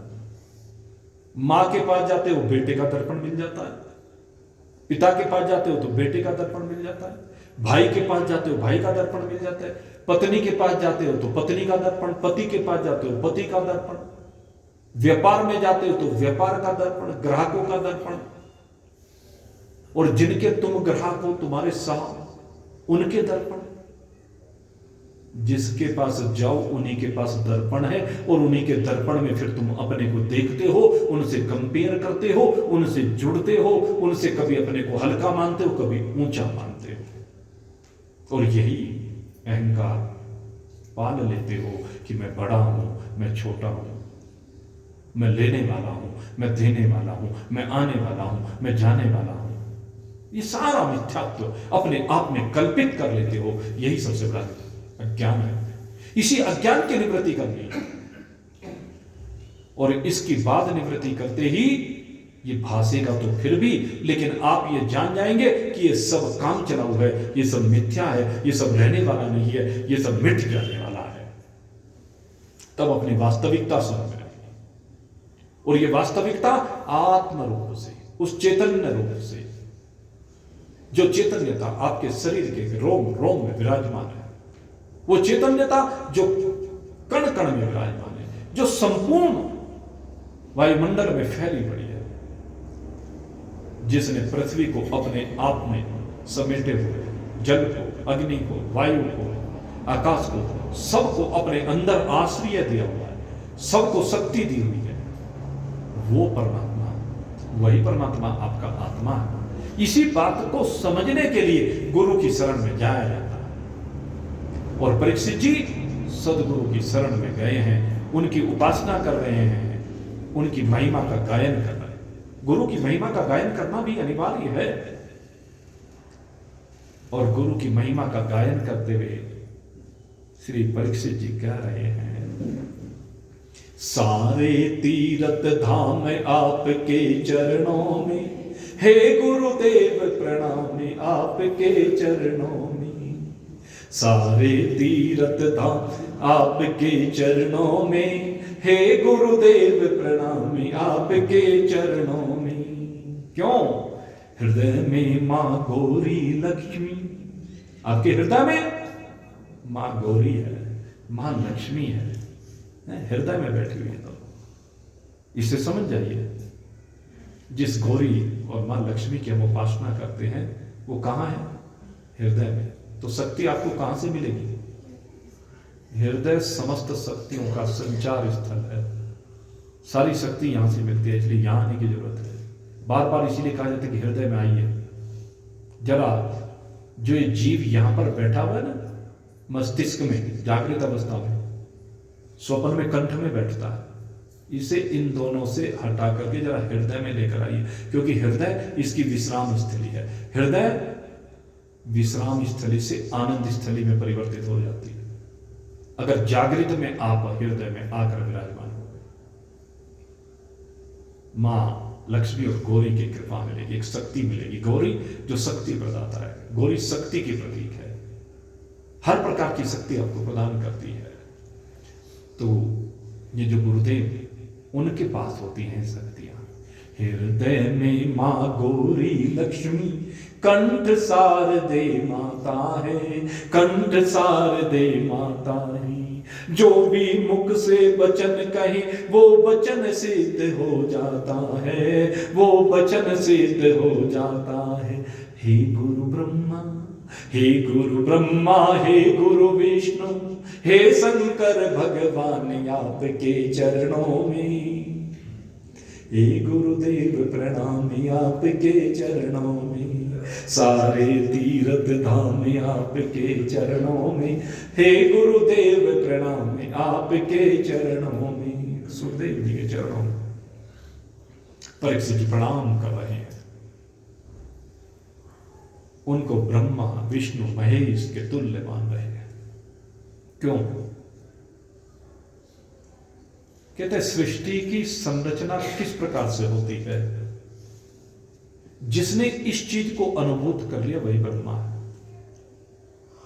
इस सृष्टि का पालन कैसे किया जाता है, जिसने इसको समझ लिया वह विष्णु है। और फिर इसके बाद कहते हैं ये जो विनाशी सृष्टि बनी है, जिसमें सारा संसार आसक्त हुआ है, जिसमें सारा संसार चिपका पड़ा है, कहते जब हमें स्वरूप का बोध होने के बाद कहते सारी सृष्टि को अपने स्वरूप में लय कर दिया जाता है। तो जो इसको लय कर लेता है, इस संसार के विष का पान करने की जिसमें सामर्थ्य है, या दूसरे शब्दों में मैं कहूं तो इस संसार के विष को अमृत बनाने की जिसमें सामर्थ्य है, वही शिव है। और इस बात को सिद्ध किया है समुद्र मंथन की घटना में निकले हुए हलाहल विष का पान करके भगवान ने। हलाहल विष जिससे समस्त लोग संतृप्त हो रहे, जल रहे हैं। लेकिन जैसे देवों ने कहा कि यह भगवान नारायण का प्रसाद है, आप इसको ग्रहण कीजिए, तो भगवान भोलेनाथ ने उस विष के कलश को ग्रहण किया बड़ी श्रद्धा के साथ, बड़े सम्मान के साथ। ये मेरे भगवान का प्रसाद है। और जैसे ही वो भगवान का प्रसाद भगवान सदाशिव ने लिया, प्रसाद समझ करके वो प्रसाद कंठ में जाते ही अमृत बन गया। विष का प्याला राणा जी ने भेजो, दीजो मीरा पिला, नाय धोय मीरा पीबन लागी, अमृत पायो जाय, मीरा मगन हुई हरि के गुण गान। मगन हो जाते, मीरा मगन हो गई। कब? जब संसार के दिए हुए विष को उसने अमृत बना दिया। ये जो संसार में विष भरा पड़ा है ना, शब्द स्पर्श रूप रस गंध का ये विष है, जिनको हम विषय कहते हैं। इस विष को अमृत बनाने की कला ही हमें सीखनी है, और शंकर भगवान इस कला को जानते हैं। इसीलिए उन्होंने उस विष का पान किया तो उनके लिए अमृत बन गया, क्योंकि उनके शीश पर गंगा जी विराजमान है। कैसी भी परिस्थिति आ जाए, अगर शीश पर गंगा जी विराजमान है तो मनो मस्तिष्क सदा शीतल रहता है। कोई कितने आग्नेय अस्त्र का प्रहार आपके ऊपर आ करे, लेकिन वो शीतल गंगा उस अग्नि को शांत कर देती है। और देख लीजिए प्रैक्टिकली, अगर आपका मन शांत है तो आपको चाहे संसार में कितना ही जले कटे वचन कहे, आपको क्रोधित करने के कितने भी प्रयास करे, आपके धन का हरण करे, दुर्वचन कहे, आपके साथ धोखाधड़ी करे, न जाने क्या क्या करे, वो सब जानते हैं।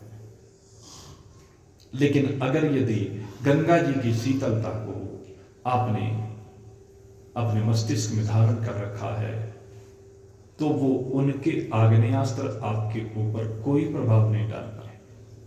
भगवान सदाशिव की विशेषता यही है, उन्होंने गंगा जी को अपने शीश पर धारण किया है, चंद्रमा को अपने शीश पर धारण किया है। चंद्रमा भी शीतलता का प्रतीक है।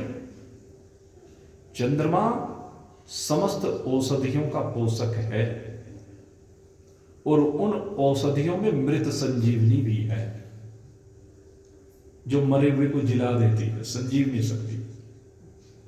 तो भगवान सदाशिव अपने पास उस संजीवनी शक्ति को सदा रखते हैं, उस संजीवनी बूटी को सदा रखते हैं, जो मरोगों को भी जला दे, वो संजीवनी शक्ति है।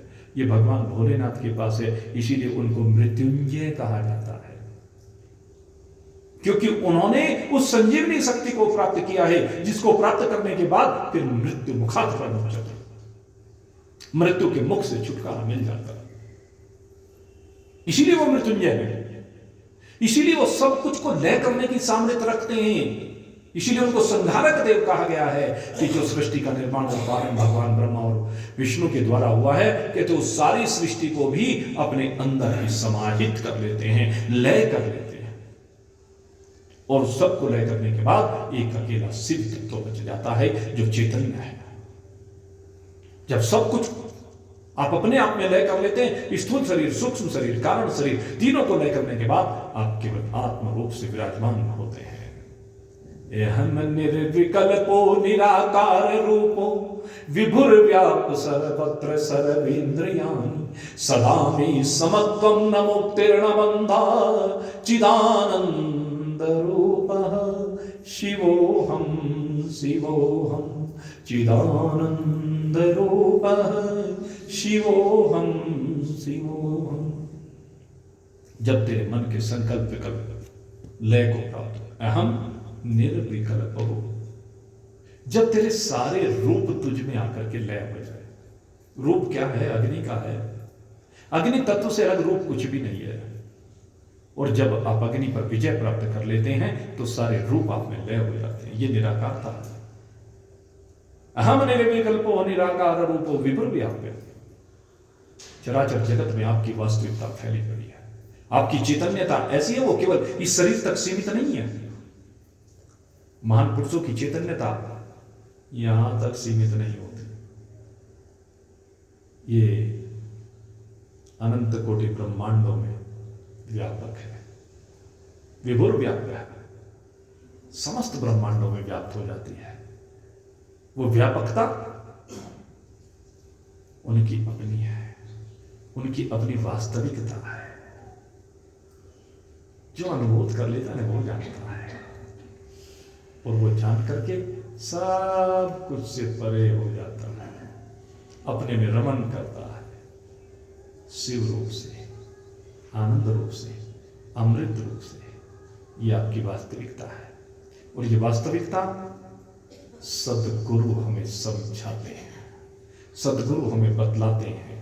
और सदगुरु कैसा हो? कहते ब्रह्मनिष्ठ हो और ब्रह्मविद हो। श्री सुखदेव जी ऐसे सदगुरु हैं। परीक्षित जी को ऐसे सदगुरु की आज प्राप्ति हुई है, इसलिए उनके चरणों में आज प्रणाम कर रहा है। हे गुरुदेव प्रणाम आपके चरणों में, सारे तीरथ धाम आपके चरणों में। जन्म के दाता मात पिता हैं, आप कर्म के दाता हैं। जन्म के दाता मात पिता हैं, आप कर्म के दाता हैं। आप मिला देते ईश्वर से, आप ही भाग्य विधाता हैं। आप मिला देते ईश्वर से, आप ही भाग्य विधाता हैं। दुखिया मन को रोगी तन को, दुखिया मन को रोगी तन को, मिलता है विश्राम आपके चरणों में। हे गुरुदेव प्रणाम आपके चरणों में। सारे तीर्थ धाम आपके चरणों में। हे गुरुदेव प्रणाम आपके चरणों में। निर्बल को बलवान बना दो। हे प्रभु मैं तो बिल्कुल नहीं, शक्तिहीन हो गया हूं, कुछ समझ में नहीं आ रहा है, बुद्धि काम नहीं कर रही है, इंद्रियां शिथिल हो गई है। अब मेरे कुछ समझ में नहीं आ रहा है कि किस प्रकार से मैं परमात्मा को प्राप्त करूं। मैं तो बिल्कुल मूर्ख हूं। हे प्रभु आप गुणों के भंडार हैं, आपके अंदर वो शक्ति सामर्थ्य है कि मूर्ख को भी ज्ञानी बना दे। हे प्रभु निर्बल को बलवान बना दो, मूर्ख को गुणवान प्रभु। निर्बल को बलवान बना दो, मूर्ख को गुणवान प्रभु। चरण कमल पर पड़ा हुआ हूं, चरण कमल पर पड़ा हुआ हूं, ज्ञान का दो वरदान प्रभु। हे महादानी हे महाज्ञानी, हे महादानी हे महाज्ञानी, रहूं मैं सुबह शाम आपके चरणों में। हे गुरुदेव प्रणाम आपके चरणों में। सारे तीर्थ धाम आपके चरणों में। हे गुरुदेव प्रणाम आपके चरणों में। आज सुखदेव जी के चरणों में 100% सरेंडर करते हैं। आज अपने आप को पूरी तरह से समर्पित कर दिया। मुझे गुरुदेव आपके अतिरिक्त और कोई दूसरा दिखाई नहीं दे रहा। कहते जो मेरे अंदर से मृत्यु के भय को निकाल सके, और प्रभु मुझे मरने का भी भय नहीं है, लेकिन मरने से पहले मुझे मंजिल तो मिलनी चाहिए ना। इस शरीर को जो परमात्मा ने मुझे प्रदान किया, और इस शरीर के लिए जो एक टारगेट निश्चित किया, अगर मैंने इस शरीर के रहते रहते उसे नहीं प्राप्त किया तो मैंने तो महाविनाश कर दी। यही चेत वेदी दत सत्यमस्ति, न चेत वेदी महति विनष्टि। ईशावास्य उपनिषद कहता है इस शरीर के रहते रहते अगर यदि आपने उस परमात्मा को प्राप्त कर लिया तब तो ठीक है, अगर इस शरीर के रहते रहते परमात्मा को प्राप्त नहीं किया तो महान विनाश कर दिया। कहते संसार के छोटे छोटे विनाश को लेकर के, छोटी छोटी सी हानि को लेकर के हम जीवन पर्यंत रोते रहते हैं। अरे अपने आप को भूला फिरता है, अपने आप को खोया फिरता है, दूसरे को खोने को लेकर के रोता है, लेकिन अपने को खोए बैठा है तब तू रोता नहीं है। लेकिन आप परीक्षित रो रहे हैं, परीक्षित कह रहे हैं गुरुदेव मुझसे अब ये सहन नहीं हो रहा है, मेरा हृदय तड़प रहा है, मेरा हृदय जल रहा है। हे प्रभु मेरे हृदय को शीतलता अब आप प्रदान कर सकते हैं, क्योंकि आप भगवान सदाशिव के अवतार हैं। प्रभु मुझको अब तृप्ति प्रदान करो। मैं प्यासा नहीं जाना चाहता, मैं भूख से विफल होकर के मरना नहीं चाहता। मेरी भूख को शांत करना होगा, मुझे तृप्त करना होगा। हे प्रभु अब मैं आपकी शरण में आ गया हूं। हे गुरुदेव अब कृपा कर दीजिए, अपना वरदस्त मेरे शीश पर रख दीजिए। क्या चाहते हो परीक्षित? मधुर वाणी में आज सुखदेव जी ने पूछा।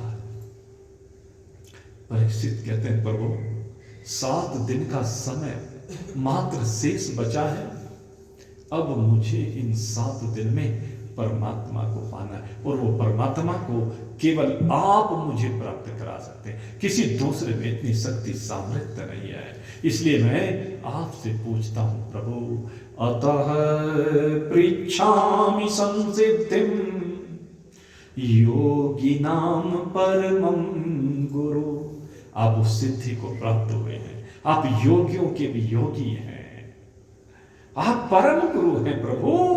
पुरुषस्य यत् कार्यं म्रियमाणस्य सर्वथा, जो बिल्कुल मृत्यु को अपने सामने खड़े हुए देख रहा है, वो क्या करे? जिसके सामने जैसे यमदूत दिखाई दे रहे हैं, ये कह लीजिए, अब वो उनसे बचने के लिए क्या करे? मैं जानना चाहता हूं अब इस स्थिति में मैं क्या करूं? यश्रोतव्यम तो जप्यम यत कर्तव्यम प्रभो। मेरे लिए क्या कर्तव्य है?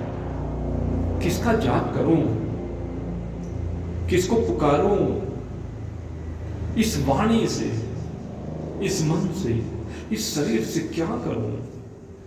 स्मर्तव्यम भजनयम वा, किसका स्मरण करूं, किसका भजन करूं? ब्रूहि यत वा विपर्ययम्, जो मैं अभी तक विपरीत मति बना करके संसार में भ्रमण कर रहा था, झूठे को सत्य समझ रहा था, इसको इकट्ठा करने में लगा हुआ था। भगवान ने इतनी लंबी आयु दी, 96 वर्ष तक ये शरीर रहा है, लेकिन इस 96 वर्ष में, इस संसार के लेन देन में मैं अपने को भूल करके बैठा रहा। हे प्रभु, बस अब कृपा कर दीजिए, और जैसे भी संभव हो आप मुझे वो दर्शन करा दीजिए, मेरा दर्शन, ऐसा दर्शन जिसमें मैं अपने आप का दर्शन करके ही परमात्मा का दर्शन कर लूं, आत्म दर्शन कर लूं। सुखदेव जी हंसने लगे, कहते हैं, चिंता क्यों करते हो परीक्षित? अब तुम्हें चिंता करने की आवश्यकता नहीं है। अरे खटवांग जी हुए, राजऋषि हुए, उनके पास तो 2 घड़ी का समय कुल था, तुम्हारे पास तो 7 दिन है। 7 दिन तक मृत्यु तुम्हारा कुछ नहीं बिगाड़ सकती, और किसी को तो एक क्षण का भी भरोसा नहीं है, किसी को एक पल का भरोसा नहीं। जो श्वास अभी अभी आप छोड़ेंगे वो लौट करके पुनः वापस आएगी अथवा नहीं आएगी, इसका भरोसा है क्या किसी को? लेकिन हे परीक्षित, 7 दिन तक मृत्यु तुम्हें स्पर्श नहीं कर सकती, इसलिए घबराते क्यों? कहते इस मृत्यु से पार होने में तो चुटकी बस, कहते चुटकी भर का समय है बस। जितनी देर में चुटकी बजती है, इतनी देर में तुम मृत्यु से परे हो जाओ। अपने स्वरूप का बोध जब आत्मज्ञान होता है तो इतना ही समय लगता है बस। जैसे मान लीजिए हॉकी का खेल चल रहा है, हॉकी के खेल में एक खिलाड़ी खड़ा हुआ है, सामने गोल है, उसकी एक डी बनी होती है, गेंद उसकी स्टिक पर लगी हुई है, चिपकी हुई है, बस ये समझ लीजिए। और कितनी दूरी पर है? बस बिल्कुल सीमा रेखा पर, सिर्फ पुश करने की देरी है। जैसे ही स्टिक उस बॉल पर लगी, पुश मात्र हुआ, तुरंत सीमा रेखा के पार गोल हो गया। बस वही स्थिति है। उतना ही समय लगता है आत्मज्ञान होने में, अविद्या के नष्ट होने में, संसार के मिथ्यात्व निश्चित होने में। इस लोकार्धेन प्रवक्ष्यामि यदुत्तम ग्रंथ कोटि भी ब्रह्म सत्यम जगन मिथ्या जीवो ब्रह्मेव नापरः। श्री सुखदेव जी कहते हैं करोड़ों ग्रंथों ने जो गाया है, असंख्य संतों ने जो बतलाया है, कहते उस वास्तविकता को आदि श्लोक में तेरे को बता देता हूं। ब्रह्म सत्यम जगन मिथ्या जीवो ब्रह्म ना पर। ये ब्रह्म सत्य है, जगत मिथ्या है, और तू ब्रह्म से अलग कुछ भी नहीं है। ब्रह्म और तू आमने सामने हैं। मां और उसका अबोध बालक उसकी गोद में पड़ा हुआ है, भूखा है, रो रहा है। उसकी भूख की निवृत्ति होने में कितना समय लगेगा? सिर्फ इतना सा समय है जितनी देर में मां आवरण रहित हो जाए। मां की छाती से लगा हुआ है, लेकिन बीच में जब तक आवरण है वस्त्र का, तब तक उसकी भूख नहीं मिट सकती। और मां ने झटके से आवरण हटाया और तुरंत बच्चा स्तनपान करना प्रारंभ करता है, तुरंत चुप हो जाता है। बस इतना ही समय लगता है आत्मज्ञान में। तो सुखदेव जी यही समझा रहे हैं परीक्षित को, बेटा अब इतना ही समय है, घबराने की आवश्यकता नहीं। खटवांग जी के पास 2 घड़ी का समय था, तेरे पास 7 दिन का समय है। और अभी देख 2 घड़ी में तुझे तेरे स्वरूप का बोध करा देते हैं। परीक्षित जैसा अधिकारी शिष्य है और सुखदेव जी जैसा ब्रह्मनिष्ठ ब्रह्मविद्त गुरु है, फिर देरी किस बात की है? आत्मज्ञान में फिर देरी नहीं है, मृत्यु के मुख से छूटने में देरी नहीं है। और किस प्रकार से सुखदेव जी परीक्षित को उसके स्वरूप का बोध करा रहे हैं, क्षण मात्र में ये आज सायकालीन सत्र में प्रयास करेंगे। परीक्षित जी को जिस प्रकार से बोध कराया श्री सुखदेव जी ने, हमारा भी प्रयास होगा। आज चिंतन उस ओर लेकर चलेंगे जिससे आप परमात्मा के साथ, इस परमात्मा की वास स्थल, इस वैकुंठ धाम में उनके साथ एक रूप हो सके। आज सायकालीन सत्र में प्रयास करेंगे। तो हमारा काम तो प्रयास करने का है, आगे राम जी की इच्छा है। ये बद्री विशाल जो चाहेंगे होगा तो वही, क्योंकि वही सब कुछ करने वाले हैं, वही संसार को चलाने वाले हैं। और फिर इसके लिए एकाग्रता, आपकी जिज्ञासा आपकी तरफ, वो सबसे महत्वपूर्ण है। अगर वो होगी तो काम बनेगा। आज सायकालीन सत्र में भगवत स्वरूप का दर्शन की विधि सुखदेव जी परीक्षित जी को बताने जा रहे हैं। तो प्रतीक्षा कीजिए, और 5 घंटे का समय बीच में है। इस 5 घंटे की प्रतीक्षा में अपने अंदर उस पात्रता को बनाने का प्रयास करें। आगे जैसी भगवत इच्छा। बोलिए सच्चिदानंद भगवान।